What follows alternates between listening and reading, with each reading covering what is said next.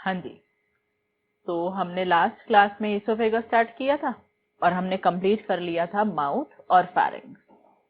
तो अब आगे बढ़ते हैं, ईसोफेगस का और डिटेल देखते हैं। हमने ईसोफेगस का outer most cover, inner most lining और वॉल्स के बारे में, मस्कुलर वॉल्स के बारे में डिस्कस किया था। अब देखो, एक मेजर प्रॉब्लम क्या है, ईसोफेगस रखा है डायफ्राम के ऊपर और स्टमक है जस्ट डायफ्राम के नीचे। अब डायफ्राम को अगर छेद कर दिया तो हमारा ब्रीदिंग का प्रोसेस रुक जाएगा। हमारा ये जो केज है ना, थोरैसिक केज, इसमें प्रेशर मेंटेन होना जरूरी है। तो मैं डायफ्राम में एक नीडल जितना भी छेद कर दूंगी तो वो बेकार हो जाएगा, यूजलेस। लेकिन ईसोफेगस को तो भेजना है खाना लेकर स्टमक तक, तो क्या हुआ, डायफ्राम ने ना, देखो डायफ्राम ने एक ओपनिंग बना के दी, लेकिन ऐसी कि ईसोफेगस यहां से पास कर रहा है एकदम टाइट। नोटिस करो, मैंने चौक और हाथ के बीच में कहीं भी गैप नहीं छोड़ा है। अगर ईसोफेगस में मान लो आपने खाना ज्यादा ले लिया, ईसोफेगस का साइज बड़ा हो जाएगा तो ये ओपनिंग भी साथ साथ बड़ी होगी, फिर छोटी, फिर बड़ी, फिर छोटी। तो ईसोफेगस का diameter along with opening change होता रहता है। ऐसी खास ओपनिंग को हियाटस कहते हैं। हियाटस मतलब ऐसी ओपनिंग जिसने ईसोफेगस को जाने तो दिया लेकिन कहीं भी हवा के आने जाने का स्कोप नहीं छोड़ा। तो काम भी हो गया और डायफ्राम भी कोलैप्स नहीं हुआ। तो देखो एक बार यहाँ पे,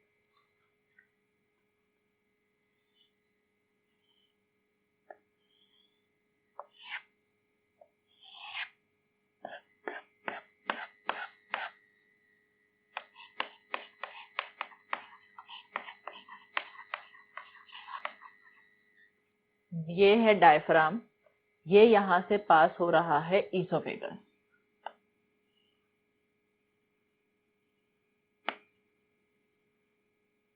अब नोटिस करना, ये ऐसे ईसोफेगस रखा है, ये यहां से ऐसे पास हो रहा है तो बीच में से गायब हो जाएगा, फिर मुझे सीधा निकल करके दिखाई देगा इस तरीके से। तो इसीलिए यहां मैं इसे डॉटेड दिखा रही हूं।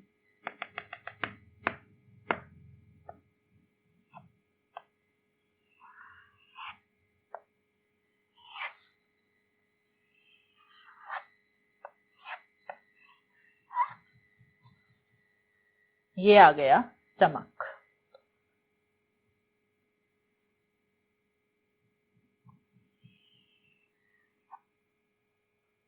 तो देखो, डायफ्राम से निकलने के लिए ये ओपनिंग दिखाई दे रही है एकदम टाइट, जिसमें से ईसोफेगस पास कर रहा है लेकिन हवा के लिए कहीं कोई जगह नहीं है।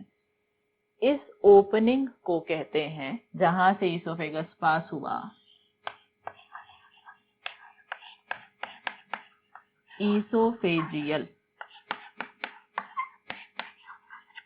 हियाटस। तो आप क्या कहोगे, सुनना पहले, मैं लिखाऊंगी। ईसोफेगस का काम है सिर्फ खाने को फेरिंग्स से उठाना है और स्टमक के पास छोड़ के आना है, और उसके लिए ईसोफेगस पास करेगा थ्रू द ईसोफेजियल हियाटस, मतलब ईसोफेगस के लिए बनाई गई एक खास ओपनिंग इन द डायफ्राम। ठीक है, अब ईसोफेगस और स्टमक के बीच में एक स्फिंक्टर लगा है, इसे कहते हैं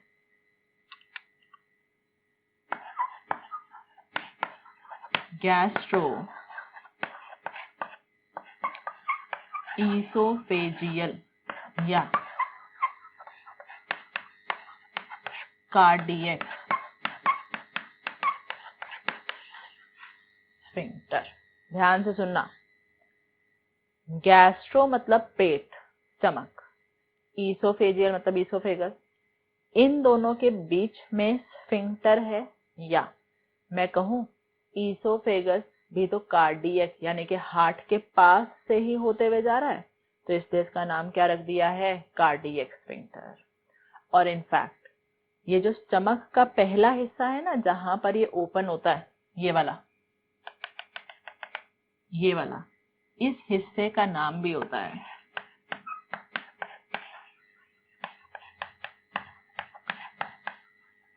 कार्डियक पार्ट। तो ऐसे भी कह सकते हो कि ये वाला स्फिंक्टर स्टमक के कार्डियक पार्ट में ओपन हो रहा है, और इस हिस्से का नाम भी कार्डियक इसीलिए ही है क्योंकि ये भी हार्ट के करीब है। अब सब बातें ध्यान से सुनोगे। पहली बात, मैं आपको स्फिंक्टर का मतलब बता चुकी हूँ। स्फिंक्टर एक ओपनिंग है which is regulated by muscles. Two way है, इधर से और इधर दोनों तरफ से है, और इसके ये जो मसल्स हैं, अगर ये कॉन्ट्रैक्ट होती हैं तो ओपनिंग देख रहे हो, बंद हो गई, और ये मसल्स रिलैक्स हो गई तो ओपनिंग दोनों तरफ से खुल गई। तो ये स्फिंक्टर मसल्स हैं। जैसे ही आपने खाना खाया और स्वैलो किया, जैसे ही स्वैलोइंग की, स्वैलोइंग होते ही खाना यहाँ आएगा, मुंह से होता हुआ, फैरिंक्स से होता हुआ ईसोफेगस में गया। कितने सेकंड लगे, बहुत ही कम टाइम लगा। तो खाने की स्वैलोइंग होते ही ये स्फिंक्टर खुल जाना चाहिए, जिससे कि खाना सीधा पेट में आकर के गिर जाए। कौन से वाले हिस्से में, कार्डियक पार्ट में। अगर कभी गलती से कुछ न्यूरल कोऑर्डिनेशन या हार्मोनल कोऑर्डिनेशन सही ना हो और बाय चांस इस स्फिंक्टर को खुलने में कुछ डिले हो जाए, तो खाना कहाँ फंस जाएगा, ईसोफेगस में फंस जाएगा, पेट में जा नहीं पाएगा। तो ईसोफेगस ना तुरंत हमारे चेस्ट में हैवीनेस से क्रिएट कर देगा। हम कई कबार कहते हैं ना, खाना खाने के बाद बड़ा हैवीनेस फील हो रहा है, तो उस समय हमारा खाना कहाँ फंस गया होता है, ईसोफेगस में। ईसोफेगस ब्रेन से कंप्लेंट करता है कि भाई मेरा काम खाना रखने का नहीं था, सिर्फ पास करने का था, और अब देखो आगे स्टमक जो है खाना रिसीव नहीं कर रहा। और बल्कि स्टमक की गलती थी नहीं, गलती तो इस समय किसकी थी, स्फिंक्टर की, ये खुला ही नहीं था। So if this sphincter shows some delay in opening, food accumulates in the esophagus, resulting in heaviness of the chest part, and this condition is called cardiac eclasia। मतलब हार्ट के पास भारीपन फील होना, क्योंकि खाना फंस गया है किसके अंदर, ईसोफेगस। ठीक है, तो पहले इतनी बात लिखेंगे, राइट डाउन, लिखो इतना। Oesophagus helps to carry food, esophagus helps to carry food from pharynx into the stomach, helps to carry food from pharynx into the stomach. Next line, next point. Esophagus opens into the stomach. Esophagus opens into the stomach by passing through,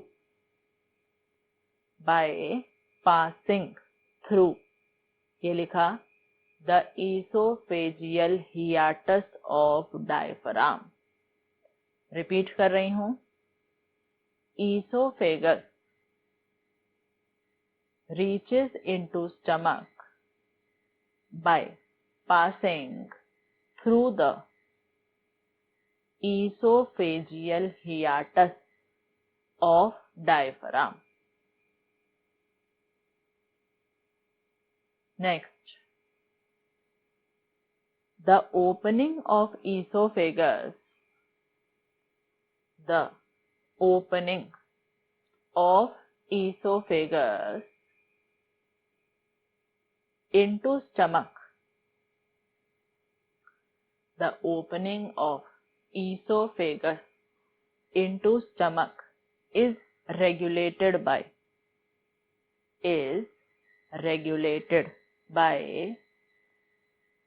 gastro-oesophageal या cardiac sphincter. Highlight करके लिखना नाम.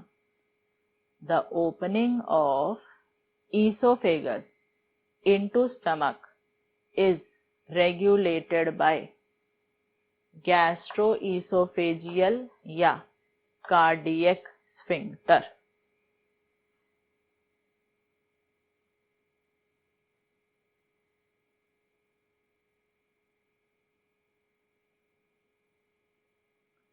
Next, so when we show swallowing of food, next time में लिखो, so when we show swallowing of food, comma, this sphincter must get open, this sphincter must get open so that food is released into stomach. This sphincter must get open so that food is released into stomach. Next, if this sphincter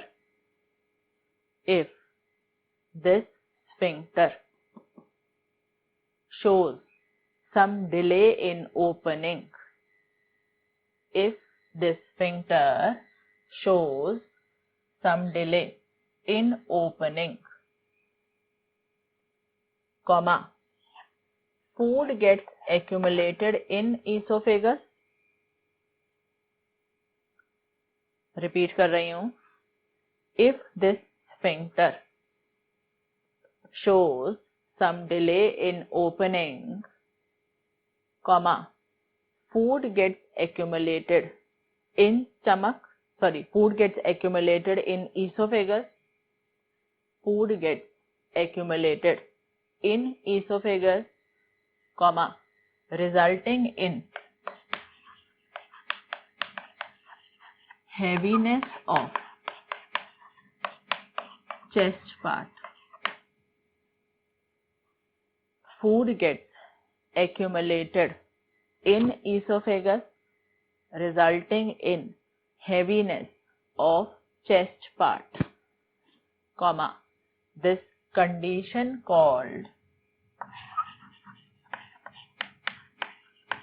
cardiac eclasia. Highlight करना. This condition called cardiac eclasia.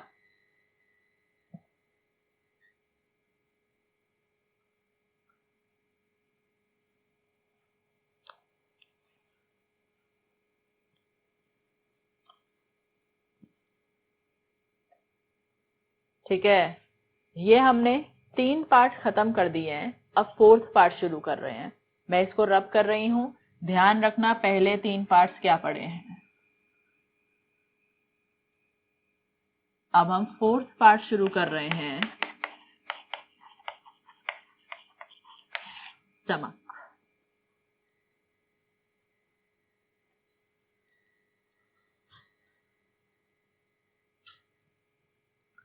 Fourth part stomach.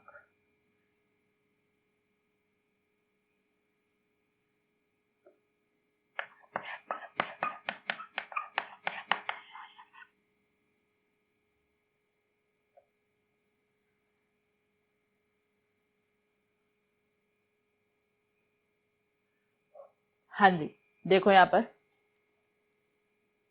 Stomach एक हल्का सा जे shaped structure है. इस तरह से ये एक जे शेप्ड स्ट्रक्चर है. सैक लाइक इन नेचर है. थैले जैसा नेचर का है, तो sac like J shaped organ.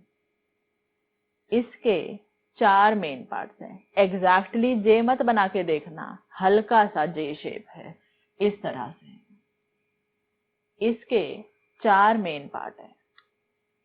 पहला पार्ट जहां खाना रिसीव हुआ वो है कार्डियक पार्ट। कार्डियक से जो ऊपर रेज हो रहा है, ये वाला, इसे कहते हैं फंडस पार्ट। ये जो मेन पार्ट है, ये सारा, इसे कहते हैं बॉडी। और ये जो आखिरी में लूप आउट हो रहा है, ये वाला, इसे कहते हैं पाइलोरस पार्ट। तो देखो, सबसे पहला है कार्डियक पार्ट। कार्डियक से जो ऊपर जा रहा है वो है फंडस पार्ट। बीच में मेन हिस्सा जो है वो है बॉडी पार्ट, और ये जो निकल रहा है ये है पाइलोरस। जिस हिस्से ने स्टमक के ईसोफेगस से खाना रिसीव किया वो है कार्डियक पार्ट, और जो हिस्सा आगे स्मॉल इंटेस्टाइन में खाना पहुंचाएगा वो है पाइलोरस पार्ट। पाइलोरस और स्मॉल इंटेस्टाइन के बीच में एक और स्फिंक्टर लगा है। यह मैं इसको आगे दिखाती हूँ।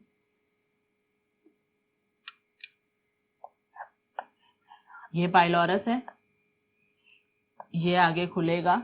इन दोनों के बीच में ये एक और स्फिंक्टर है। इस स्फिंक्टर का नाम है पाइलोरिक स्फिंक्टर। ये सब लिखेंगे अभी आगे, पहले सिर्फ स्ट्रक्चर को समझो। तो मैंने कहा कि स्टमक के 4 मेन पार्ट्स हैं। जिस पार्ट ने सबसे पहले खाना रिसीव किया वो है कार्डियक पार्ट। उसके ऊपर जो जा रहा है वो है फंडस। जो मेन हिस्सा है वो है बॉडी, और जो स्मॉल इंटेस्टाइन में ओपन होगा वो है पाइलोरस पार्ट। पाइलोरस पार्ट और स्मॉल इंटेस्टाइन के बीच में एक और स्फिंक्टर है जिसका नाम है पाइलोरिक स्फिंक्टर। अब नेक्स्ट देखो, जो मेन हिस्सा है जहां पर पार्शियली डाइजेस्टेड खाना टेम्परेरीली स्टोर होता है वो है बॉडी पार्ट। तो अब मैं एक एक करके सबके फंक्शंस देखना चाहूं तो देखो, कार्डियक पार्ट का काम है खाने को रिसीव करना। उसके बाद खाने को गैस्ट्रिक जूस से मिक्स करता है फंडस। याद आ रहा है, मैंने बताया था गैस्ट्रिक ग्लैंड में located in the mucosa layer of fundic part of stomach. याद आया? वही तो आ गया फिर से, मैंने कहा था ना आगे स्ट्रक्चर पढ़ाऊंगी। तो स्टमक के फंडस पार्ट में वो सारे गैस्ट्रिक ग्लैंड हैं जो मिलकर गैस्ट्रिक जूस बनाते हैं। तो यहाँ पर आकर खाने को जूस के साथ मिक्स कर दिया गया। केमिकल रिएक्शन होने शुरू हो गए खाने के ऊपर। उस रिएक्शन से जो एयर या मैं कहूँ गैसेस बनी, वो सब हवा गैसेस इसी हिस्से में स्टोर हो गई, और गैस्ट्रिक जूस ने खाने को थोड़ा थोड़ा डाइजेस्ट करना शुरू कर दिया। वो पार्शियली डाइजेस्टेड खाना, एक तो यहाँ पर डाइजेशन का काम चलता रहेगा, और इस हिस्से में वो पार्शियली डाइजेस्टेड खाना 4 से 5 घंटे के लिए स्टोर्ड रहता है। देखो, हम ऐसा कहते हैं कि stomach helps in temporary storage of food. इसको बेटर तरीके से पता है क्या कहना चाहिए, कि स्टमक को खाना आगे बढ़ाने में 4 से 5 घंटे लगते हैं। क्यों? ऐसा नहीं होता कि जितना खाया वो 5 घंटे तक यहाँ है और फिर अचानक से स्मॉल इंटेस्टाइन में चला जाएगा।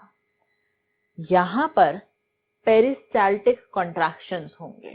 अभी सिर्फ ऐसा मानो ये दीवार इस तरह से दब के थोड़ा थोड़ा खाना इसमें डालेगा, थोड़ा दबा खाना आगे, थोड़ा सा दबा खाना आगे, जिससे कि धीरे धीरे खाना किसमें पहुंचा दिया जाए, स्मॉल इंटेस्टाइन। और ये प्रोसेस पूरा करने में 4 से 5 घंटे लगते हैं। दैट मीन्स टोटल खाना कभी नहीं स्टोर हुआ, लेकिन टोटली खाने को आगे बढ़ाने में इतना वक्त लगा। तो इसका काम हुआ रिसीविंग, इसका काम हुआ mixing of food with gastric juice, direct digestion शुरू हो जाएगा और उससे बनी हुई एयर या गैसेस यहाँ स्टोर होंगी। फिर यहाँ पर पार्शियली डाइजेस्टेड फूड स्टोर्ड रहेगा और यहाँ से धीरे धीरे आगे बढ़ेगा कहाँ, पाइलोरस में, और पाइलोरस से आगे जाएगा स्मॉल इंटेस्टाइन में। इनकी ओपनिंग को रेगुलेट करता है पाइलोरिक स्फिंक्टर। अब हमारे स्टमक के दीवार के एक कैरेक्टरिस्टिक फीचर है कि वो फोल्ड्स बनाता है। देखो किस तरीके से,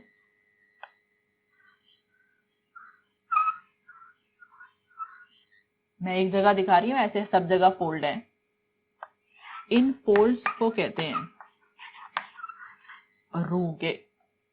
दीवार के अंदर ये इस तरह से फोल्ड्स बन रहे हैं।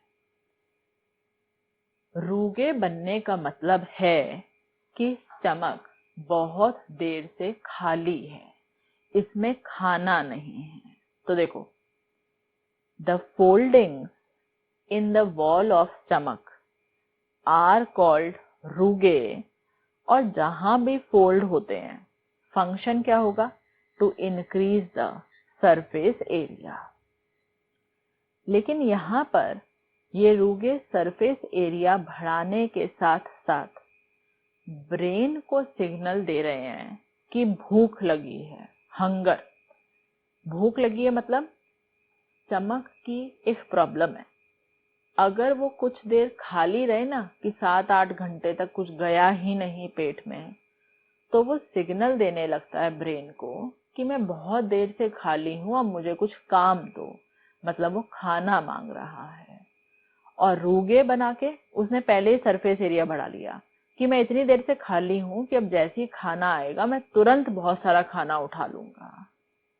तो हम ऐसा कहते हैं, बहुत तेज भूख लग रही है, पेट में चूहे कूद रहे हैं। वो चूहे क्या हैं, यही रूगे हैं जो दीवार में बन रहे हैं। जैसे ही आप खाते हो, ये सब फोल्ड गायब हो जाते हैं, रूगे विल डिसअपीयर। और गायब होते ही समझ जाओ कि अब खाना गया, तो पेट की दीवार शांत हो गई कि अब मैं कंप्लेंट नहीं कर रहा, मुझे खाना मिल गया है। ठीक है, समझ आई ये बात। अब हमने कहा था कि जैसे ही हम खाना स्वैलो करते हैं, स्वैलोइंग करते ही ये गैस्ट्रोइसोफेजियल स्फिंक्टर खुल जाना चाहिए। अब जैसे ही ये स्फिंक्टर खुला हुआ है और खाना स्टमक में सब गिर गया, अब ये स्फिंक्टर तुरंत बंद भी हो जाना चाहिए। अगर इसने बंद होने में डिले कर दिया, जल्दी से बंद नहीं हुआ, तो यहाँ आते ही खाना HCl के साथ मिक्स हो गया।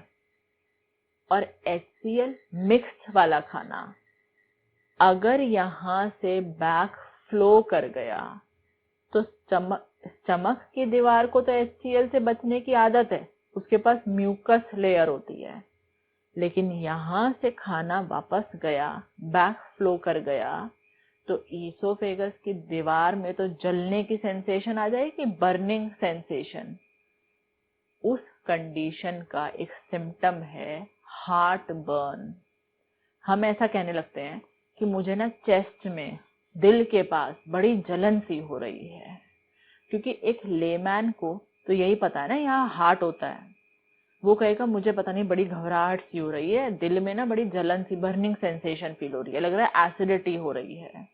अब वो एसिडिटी हार्ट में नहीं है, ईसोफेगस में है, क्योंकि किस स्फिंक्टर ने बंद होने में टाइम ले लिया? Gastro-oesophageal sphincter. लेकिन सिम्टम का नाम देखो, हार्ट बर्न, और इस डिजीज को कहते हैं गैस्ट्रोइसोफेजियल रिफ्लक्स डिजीज। मतलब स्टमक और ईसोफेगस के बीच में रिफ्लक्स, उल्टा फ्लो हो गया, क्योंकि कौन टाइम पर बंद नहीं हुआ? Gastro-oesophageal sphincter. और जो छोटे बच्चे होते हैं ना, खासकर इन्फेंट, 1 साल तक का बच्चा, उसके अंदर ये स्फिंक्टर पुअरली डेवलप्ड होता है। इस वजह से बच्चों में बैक फ्लो के लिए एक और वर्ड आ सकता है, रीगर्जिटेशन। तभी देखते हैं हम बच्चे को जब भी फीड देते हैं इन्फेंट को, तो हम उसे बर्प जरूर दिलाते हैं, उसके पीठ को रब करके डकार दिलवाते हैं उसे, क्योंकि अगर बर्प नहीं आई तो ये स्फिंक्टर ठीक से काम नहीं कर रहा, तो बैक फ्लो यानी कि वॉमिट होने के चांस बहुत ज्यादा रहेंगे। और वॉमिट नहीं भी हुई, ईसोफेगस में ही अगर दूध वापस आ गया तो उसको जलन होती रहेगी और वो रोता रहेगा, बता तो पाएगा नहीं। तो इसीलिए बच्चों को बर्प दिलवाते हैं। इन्फेंट जब बड़ा होता है, धीरे धीरे 2-3 साल की उम्र तक उसका ये स्फिंक्टर वेल डेवलप्ड हो जाता है। ठीक है, तो स्टमक क्या हुआ? जे शेप का एक थैला है जिसका मेन काम है खाने को कुछ घंटों के लिए स्टोर करना और धीरे धीरे आगे बढ़ाना। तो ये डायग्राम आपको पूरा कैप्चर कर लेना है। 4th पार्ट है स्टमक। अब स्टमक में लिखना स्टार्ट करेंगे। लिखेंगे, it is J-shaped sac-like structure. It is J-shaped sac-like structure. Next point. Internally lined by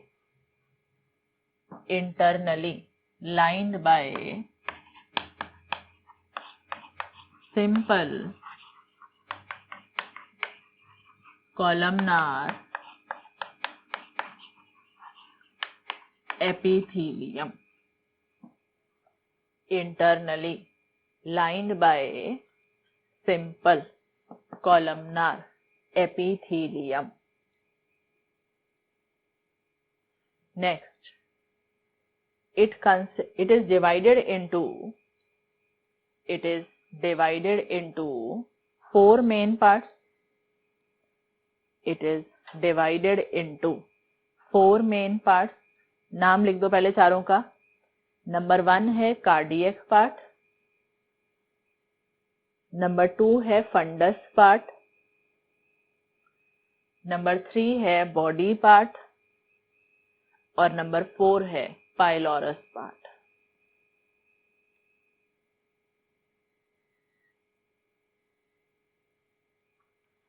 नाम लिख दिया चारों का। अब नेक्स्ट देखो, cardiac part is the first, next line, cardiac part is the first to receive food from esophagus. Cardiac part is the first to receive food from esophagus. Next, once the food reaches into stomach, once the food reaches into stomach, comma, the gastroesophageal sphincter, ये लिखा था सामने, the gastroesophageal sphincter must get closed. Repeat कर रही हूँ, once the food reaches into stomach,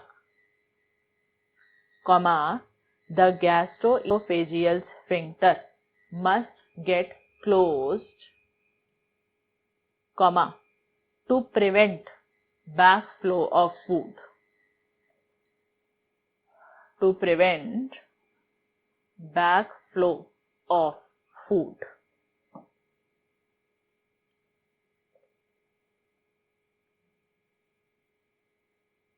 Next,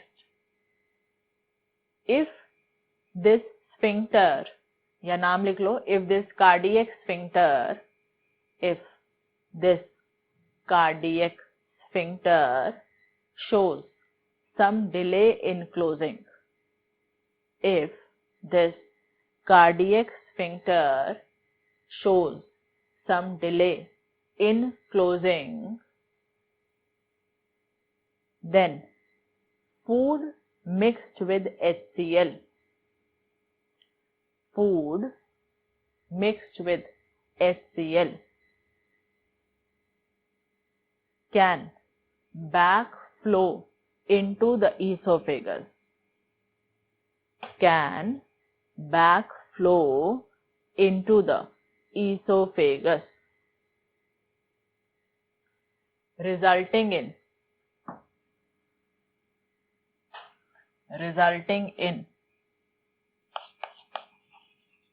burning sensation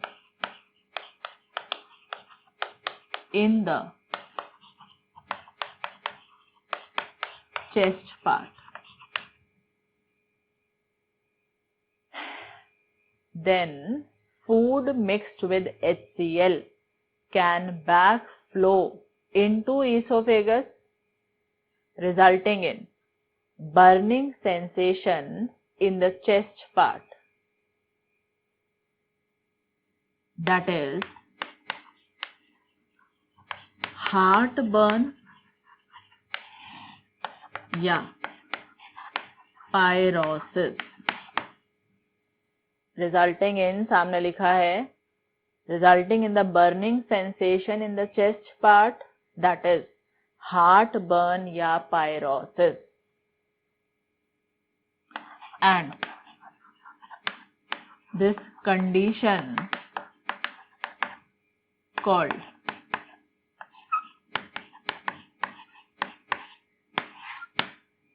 GERD, GERD,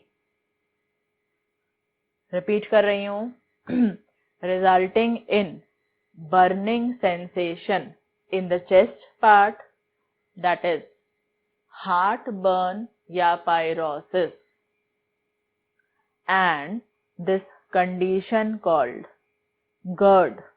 GERD का full form लिखो, gastro oesophageal, यही लिखा है सामने, gastro oesophageal reflux disease, gastro oesophageal reflux disease.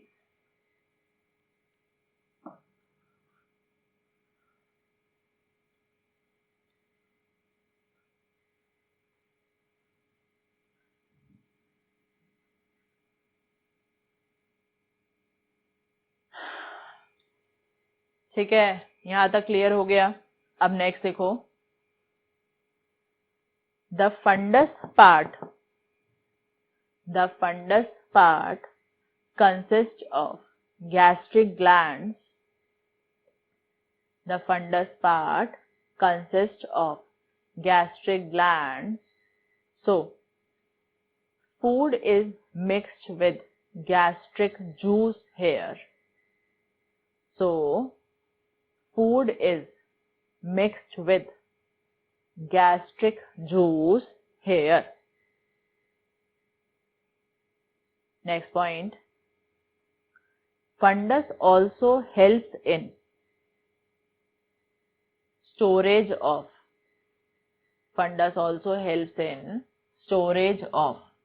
any air या gases. Fundus also helps in storage of any air or gases.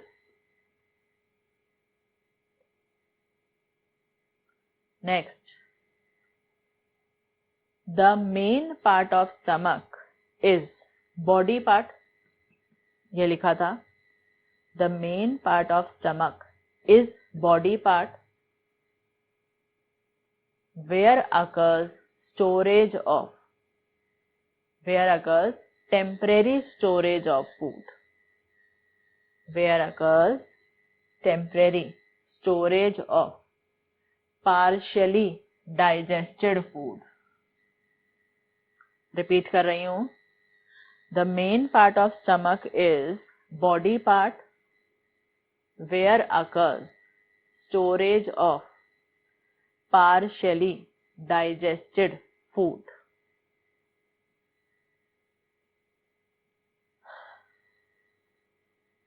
ठीक है.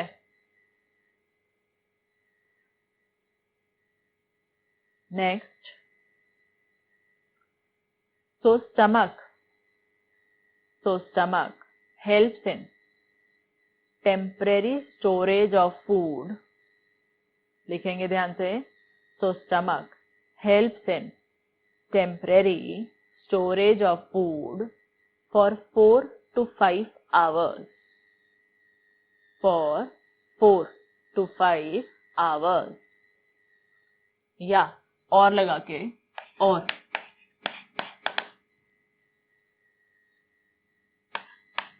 it takes 4 to 5 hours to completely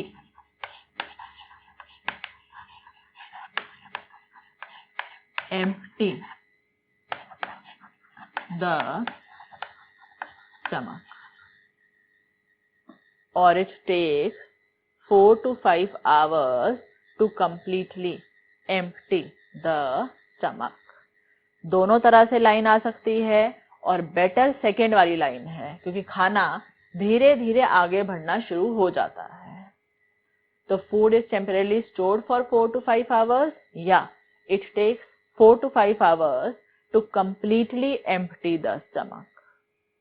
ठीक. Next, एक और बात, ये जो पाइलोरिक पार्ट है, पाइलोरस पार्ट, इस पार्ट में एंडोक्राइन सेल्स होते हैं. एंडोक्राइन सेल मतलब जो हार्मोन बनाकर सीधा ब्लड में डाल सकते हैं. तो यहां से एक हार्मोन सिक्रीट होता है गैस्ट्रिन, तो वो हार्मोन यही सिक्रीट करेंगे और यही है जो खाना आगे स्मॉल इंटेस्टाइन में बढ़ाएंगे. तो ये भी लिख लो. Pylorus part consist of, pylorus part consists of some endocrine cells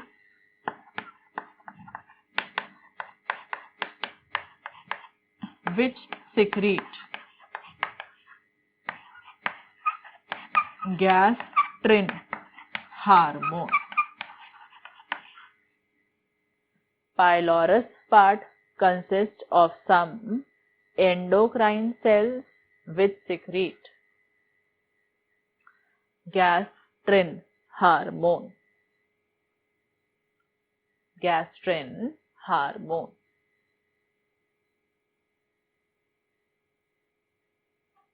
ठीक है. Next line. Pylorus part opens into, pylorus part opens into the first part of small intestine. Pylorus part opens into the first part of small intestine. ठीक है. तो हमने सारे part discuss कर लिए. अब किसके बारे में लिखना रह गया है? रूगे. तो लिखो next point. The wall of stomach, दीवार में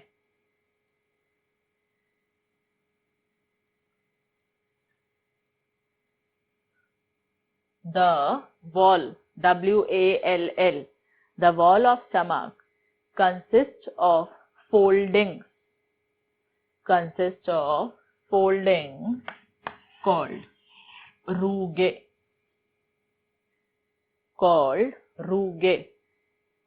which increase the surface area, which increase the surface area, and number of these rugae increase in empty stomach. Underline करना. And number of these rugae increase in empty stomach. खाली पेट में ज्यादा number हो जाता है. Number of these rugae increase in empty stomach. Next. So, when we eat food,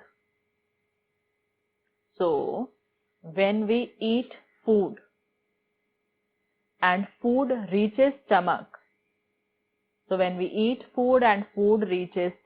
these rugae disappear.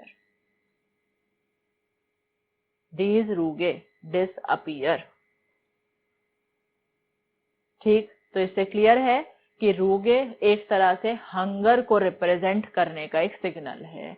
भूख लगी है, ये बात खुद के ब्रेन को बताने के लिए पेट क्या बनाता है? रुगे. ठीक है. अब एक स्टमक की लास्ट बात सुनो. स्टमक ये आ गया जे शेप्ड स्ट्रक्चर. इसके साथ में यहां पर ये रखा है लिवर, और फिर इसके आगे स्मॉल इंटेस्टाइन है, लार्ज इंटेस्टाइन है. स्टमक को लिवर से जोड़ा हुआ है और स्टमक को स्मॉल और लार्ज इंटेस्टाइन से जोड़ा हुआ है. मैं ऐसी रफ स्ट्रक्चर दिखा रही हूं. इनको जोड़ने वाले ये जो कनेक्टिव टिश्यू हैं, इनका बस आपको नाम याद रखना है. तो लिखोगे नीचे, एक नोट लिख लो. लिखो नोट में lesser omentum,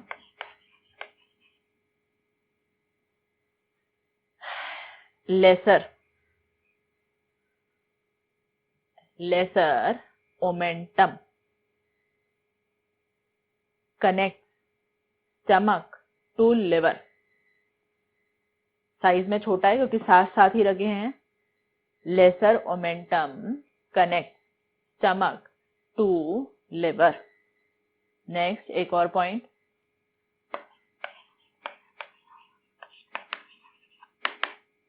greater omentum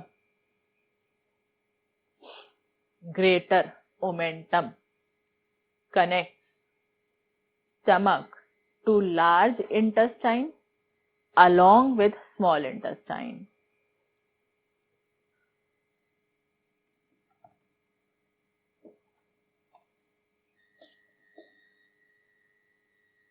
repeat कर रही हूं. Greater omentum connect stomach to large intestine along with small intestine. ठीक है. तो लेसर ओमेंटम ने स्टमक को साथ में लिवर से जोड़ दिया और ग्रेटर ओमेंटम ने स्टमक को स्मॉल इंटेस्टाइन के साथ साथ लार्ज इंटेस्टाइन तक जोड़ दिया. ये हमने खत्म किया है फोर्थ पार्ट स्टमक. ठीक है. हेडिंग्स ध्यान रखना. Mouth number 1, pharynx number 2, oesophagus number 3, और ये फोर्थ पार्ट था स्टमक.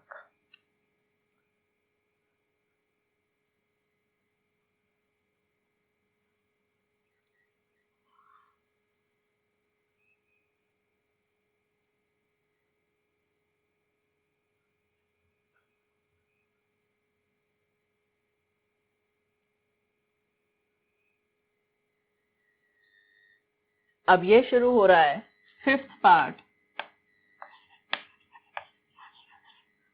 स्मॉल इंटेस्टाइन या स्मॉल बॉवेल.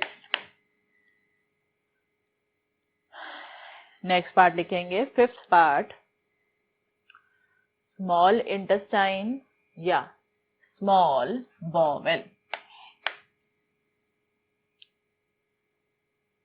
देखो, स्मॉल इंटेस्टाइन सबसे लंबा हिस्सा है एलिमेंट्री कैनाल डाइजेस्टिव सिस्टम का।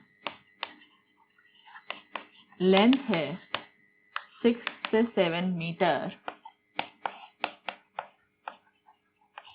डायामीटर है 2.5 centimetre.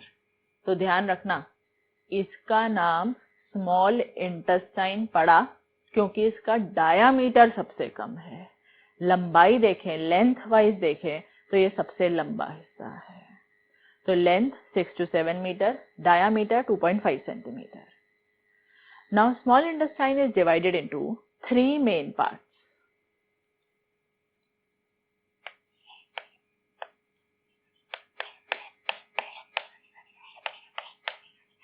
duodenum,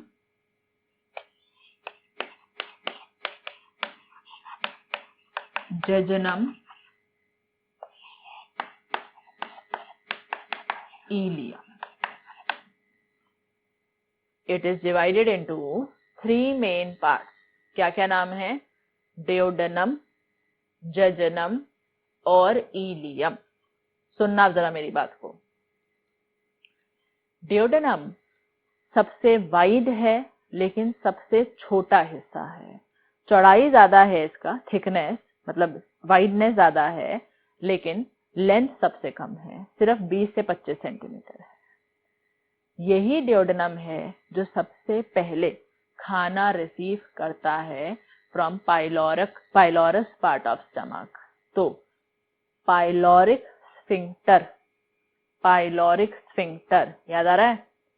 prevents backflow of food from duodenum to the stomach part, pylorus. हालांकि याद रखना, बैक फ्लो जहां रोकना हो हमें एक्चुअली में, वहां वाल्व लगे होते हैं। वाल्व ऐसी चीज होती है कि ये लगा है, यहां से चीज गिरी, ये खुला, गिरा और बंद, ये उल्टा खुलता ही नहीं है। स्फिंक्टर तो ओपनिंग थी मसल्स की, वो तो 2 वे होती है, दोनों तरफ से बंद खोल हो सकती है, तो इसीलिए स्फिंक्टर का कोई फुल प्रूफ काम नहीं है, लेकिन ज्यादातर पाइलोरिक स्फिंक्टर को सही काम करना है तो यही करना है कि स्टमक से खाना duodenum में छोड़ देना है। अब duodenum के सब म्यूकोसा में, याद है ब्रूनर्स ग्लैंड थे, पढ़ा था ना हमने, और duodenum और jejunum दोनों में म्यूकोसल ग्लैंड भी थे जिनका नाम था क्रिप्स ऑफ लिबरकून। लेकिन हमने कहा था लास्ट पार्ट में यानी कि इलियम में ना म्यूकोसल ग्लैंड है ना सब म्यूकोसल ग्लैंड है। याद आ रही हैं सब बातें? यहां फिर लिखाऊंगी अभी। और duodenum ने रिसीव किया था हेपाटोपेनक्रियाटिक ampulla, which was made by fusion of bile duct coming from liver and main pancreatic duct coming from pancreas. सब बातों को आपस में रिलेट करो। अब ग्लैंड्स में बताया था ना मैंने, तो वो हेपाटोपेनक्रियाटिक एम्प्यूला कहाँ आकर खुला था? duodenum में। अब जो सबसे वैस्कुलर हिस्सा है, मतलब जिसमें खून का सप्लाई सबसे ज्यादा है, वो कौन है? jejunum। jejunum में ब्लड सप्लाई ज्यादा है तो मान के चलो जो पार्शियली डाइजेस्टेड खाना स्टमक से आया है वो duodenum jejunum को दे देगा, तो पूरे खाने का डाइजेशन इस हिस्से में खत्म होगा और यही मेनली एब्जॉर्प्शन ऑफ फूड करेगा। एब्जॉर्प्शन का मतलब ही क्या था? खाने को उठाकर ब्लड में डालना है। तो ब्लड में डालने के लिए वैस्कुलर मतलब ब्लड कैपिलरीज ही तो ज्यादा होनी चाहिए, और वो सबसे ज्यादा किसमें है? jejunum में। तो jejunum कर देगा एब्जॉर्प्शन। अब जो आखिरी हिस्सा जिसकी लंबाई सबसे ज्यादा है, ये करीब 3.5 मीटर का होता है, ये करीब 2.5 मीटर्स का है। लंबाई सबसे ज्यादा है, लेकिन यहाँ पर थोड़ा बहुत ही एब्जॉर्प्शन ऑफ फूड बचा है, ज्यादातर ये कर चुका है। मेनली यहाँ पर ग्लैंड्स नहीं है, थोड़ा तो ये एब्जॉर्प्शन ऑफ फूड करेगा, बाकी जो अनडाइजेस्टेड वेस्ट है, मतलब वो खाना जो हम तोड़ ही नहीं पाए तो एब्जॉर्ब कहाँ से करेंगे? उस अनडाइजेस्टेड वेस्ट को उठाकर आगे लार्ज इंटेस्टाइन में भेजना है। तो सारा वेस्ट इकट्ठा करके आगे को बढ़ाना किसका काम है? इलियम का। अब यहाँ पर मैं आपको एक नया टर्म इंट्रोड्यूस कर रही हूँ, डिटेल किडनी में आएगा। फिलहाल उस टर्म को हल्का सा एक हिंट ध्यान रखो। देखो, ये है आपका बॉडी वॉल, दीवार है बॉडी वॉल अंदर की तरफ से। मान लो ये स्टमक है, उसके बाद स्मॉल इंटेस्टाइन शुरू हो जाएगा, ड्यूोडेनम, जजनम, इलियम।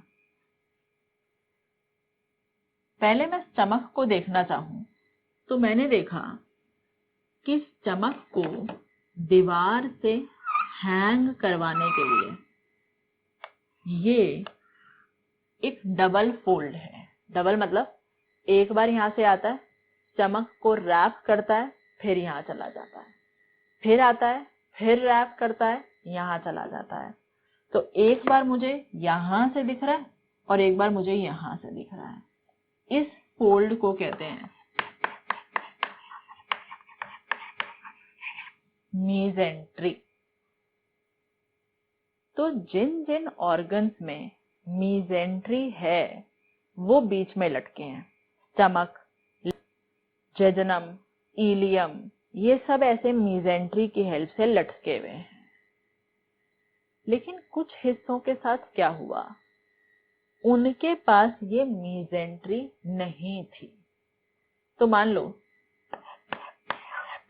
ये जेजनम लटका हुआ है,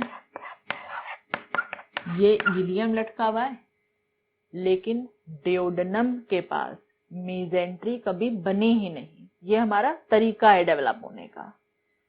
तो मुझे सामने से ड्यूोडेनम दिखाई नहीं दिया क्योंकि वो लटका हुआ ही नहीं था। मैंने देखा कि वो दीवार से जाकर फ्यूज हो गया।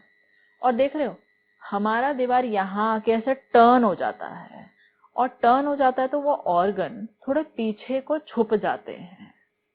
तो अब मैं 3D तो बना नहीं सकती यहाँ पर, तो मैंने क्या देखा कि ड्यूोडेनम ऐसे साइड में दीवार के चला गया है। अब दो टुकड़े करने की जगह मैं इस स्ट्रक्चर का बैक व्यू देखती हूँ। तो बैक व्यू में मैंने देखा ये मुझे ड्यूोडेनम दिख रहा है और ये ड्यूोडेनम इस तरह से दीवार के साथ फ्यूज्ड है, लटका हुआ नहीं है। तो अब आप सिर्फ एक टर्म फिलहाल याद करोगे, डिटेल पढ़ेंगे किडनी वाले चैप्टर में। जिन ऑर्गन्स के पास लटकने के लिए मीजेंट्री नहीं होती वो दीवार के साथ फ्यूज हो जाते हैं। ये दीवार है, इससे अटैच हो जाते हैं और थोड़ा पीछे को छुप जाते हैं। तो अटैच होकर ऐसे पीछे को छुप गए तो हमें सामने से दिखाई नहीं देते। ऐसी पोजीशनिंग को कहते हैं retro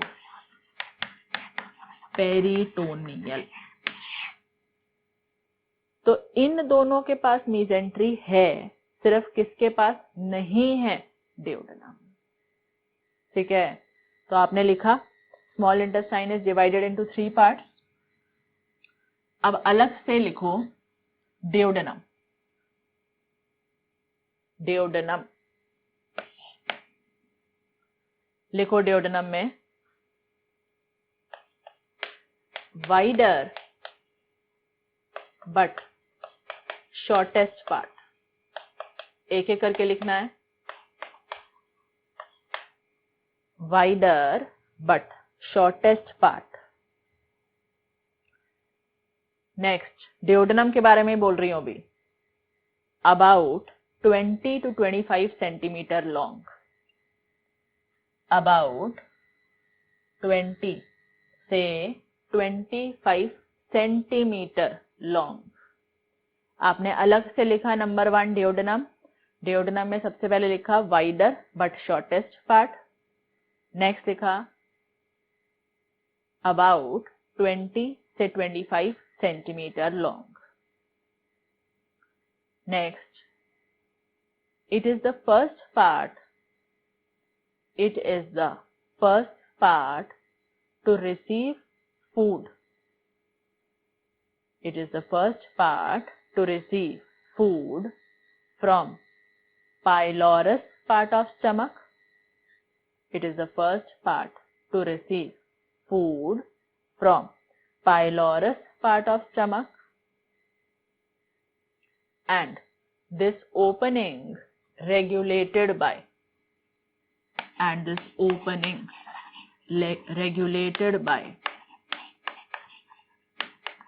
pyloric sphincter. It is the first part to receive food from stomach and its opening regulated by pyloric sphincter.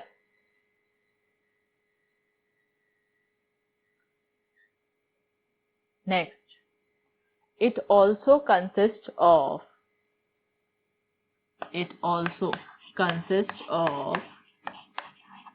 hepatopancreatic ampulla.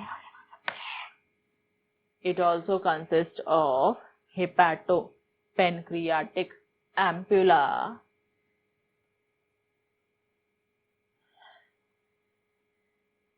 that is common opening for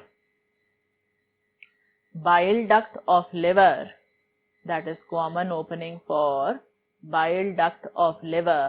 and main pancreatic duct of pancreas,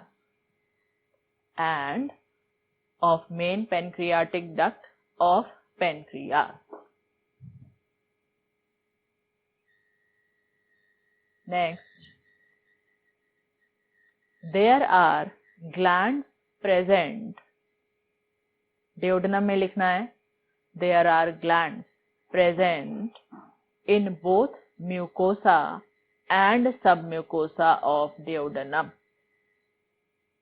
There are glands present in both mucosa and submucosa of duodenum. Next, duodenum में internally lined by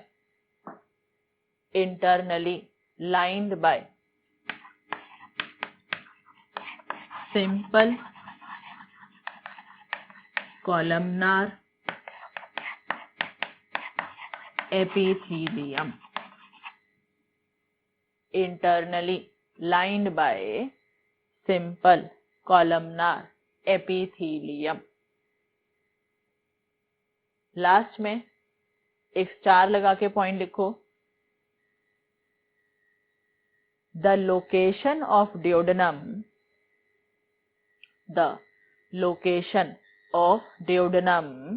is retroperitoneal. ये लिखा है सामने. The location of duodenum is retroperitoneal because it has no mesentery present. Detail पढ़ेंगे अभी. The location of duodenum is retroperitoneal because it has no mesentery present. फिलहाल आप इतना समझ गए हो. डियोडेनम दीवार से लटक कर यहाँ नहीं है बल्कि दीवार से ही अटैच्ड है और थोड़ा पीछे को छुप गया है, हमें सामने से नजर नहीं आता. ठीक है. तो स्मॉल इंटेस्टाइन के 3 पार्ट हैं, डियोडेनम, जेजुनम, इलियम. आज हमने डिटेल खत्म कर लिया डियोडेनम का. नेक्स्ट क्लास में यहीं से कंटिन्यू करेंगे. ठीक है. Thank you.